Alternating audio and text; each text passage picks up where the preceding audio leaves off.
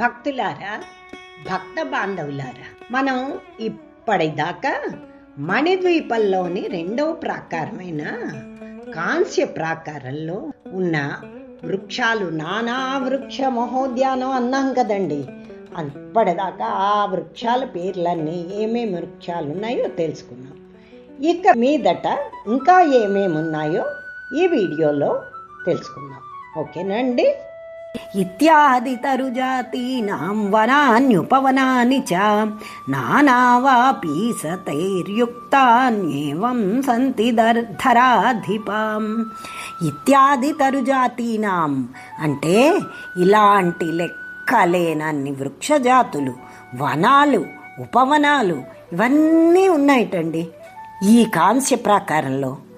అలాగే నానావాపి సతై అంటే వాపి అంటే బావి, సంస్కృతంలో వాపి అంటే బావి, సతై అంటే వందలు ఉన్నాయిట.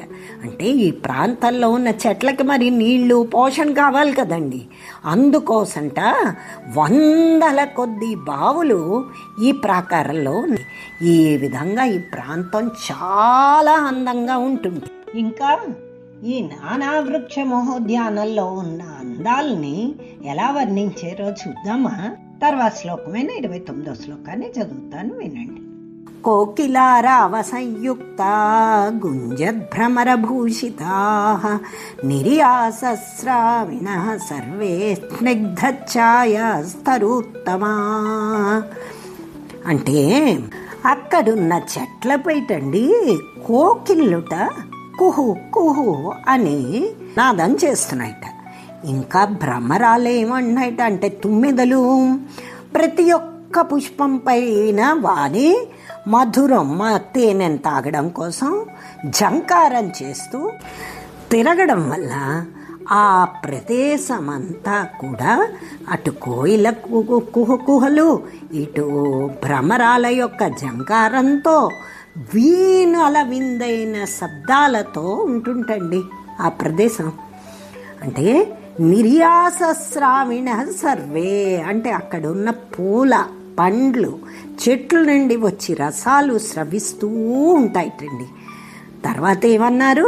స్నిగ్ధఛాయా తరువ అంటే అక్కడ దట్టమైన చెట్లు, లతలు ఉండడం వల్లంటే ఆ ప్రదేశం అంతంట చల్లని ఛాయను, నీడను ఇస్తూ ఆహ్లాదకరంగా ఉంటుంటండి. ఇంకా ఎలా ఉంటుందో నెక్స్ట్ శ్లోకం 30వ శ్లోకం చదువుతాను, వినండి. నానా ఋతుభవా వృక్ష నానా పక్షి సమాకులా నానా రసస్రావిణీభిర్నదీభిరతిర్శోభితా. నానా ఋతుభవా వృక్ష అంటే ఈ ప్రాకారంలోంట అన్ని ఋతువుల్లో మనకు కనబడి వృక్షాలన్నీ కూడా ఇక్కడ ఉంటాయి. ఇంకా ఏంటి?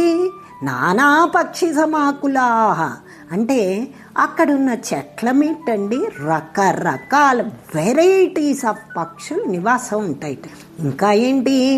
నారారసస్రావిణీభి నదీభి అతిశోభితా అంటే అక్కడున్న పూల, పండ్ల నుంచి ఎప్పుడు రసాలు స్రవిస్తూ ఉంటాయని ముందు శ్లోకంలో చెప్పుకున్నాం కదా. వాటితోంట అక్కడున్న నదులన్నీ నిండిపోయి మంచి సువాసనలతో ఉండి ఆ ప్రాంతం అతి శోభాయమానంగా మరియు అతి సుందరంగా ఉంటుందిటండి. ఇంకా ఎలా ఉంటుందో తర్వాత శ్లోకంలో చెప్పారు, వినండి. పారావత సుఖవ్రాత సారికా పక్షమారుతై హంస పక్ష సముద్భూత వాతవ్రాతైశ్చలద్రుమం. పారావత అంటే పావురాలు, సుఖవ్రాత అంటే చిలుకలు, సారిక అంటే గోరువంకలు మొదలైన అన్ని జాతుల పక్షులు ఉంటండి అక్కడ వృక్షాలపై ఉంటూ అటు ఇటు ఎగురుతూ ఉంటాయిటండి. ఇంకా అంట హంసలు, కొంగలు గుంపులు గుంపులుగా ఎగురుతూ ఉంటాయిటండి. ఇంకా ఏముంటాయిట? నదులున్నాయని చెప్పాం కదా, నదుల్లో ఉండి జలచరాలన్నింట ఆ కమ్మని జలాలున్న నదుల్లో ఆడుతూ ఉంటాయండి. నెక్స్ట్ ఇంకా ఏమున్నాయో చూడండి. సుగంధగ్రాహి పవనపూరితం తద్వనోత్తమం సహితం హరిణీయూధైర్ధావమానేరితస్తతః. అంటే ఈ ప్రాకారంలో వీచి గాలులు ఎంతో సుగంధభరితంగా ఉండి చాలా ఉత్తమంగా ఉంటుంటండి ఆ ప్రదేశం.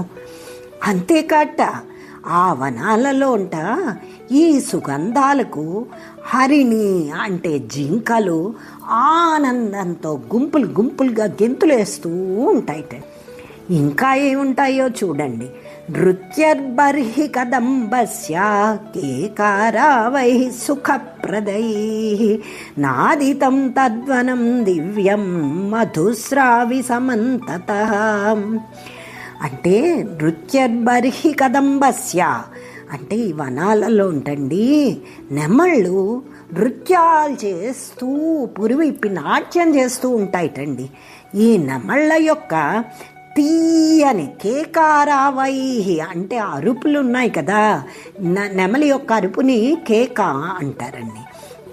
అదిట అన్ని దిక్కులకు వ్యాపించి చాలా వినడానికి ఎంతో హాయిగా సుఖప్రదంగా ఉంటుంటండి అక్కడ ప్రదేశం.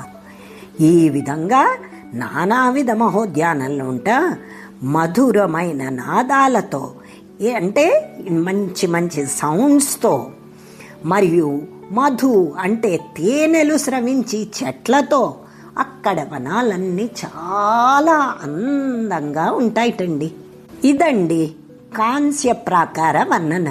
అంటే ఈ విధంగా కాంస్య ప్రాకారం చాలా అందంగా శోభాయమానంగా అక్కడ ఉన్న అన్ని వృక్షజాతులు చూడడానికి, అక్కడి పక్షులు జంతువుల శబ్దాలు వినడానికి ఆహ్లాదాన్ని కలిగిస్తూ ఉంటాయండి.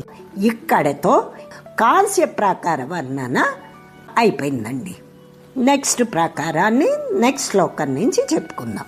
ఈ వీడియో కానీ నచ్చినట్టయితే మీరు అందరూ తప్పకుండా లైక్ చేసి సబ్స్క్రైబ్ చేస్తారు కదూ.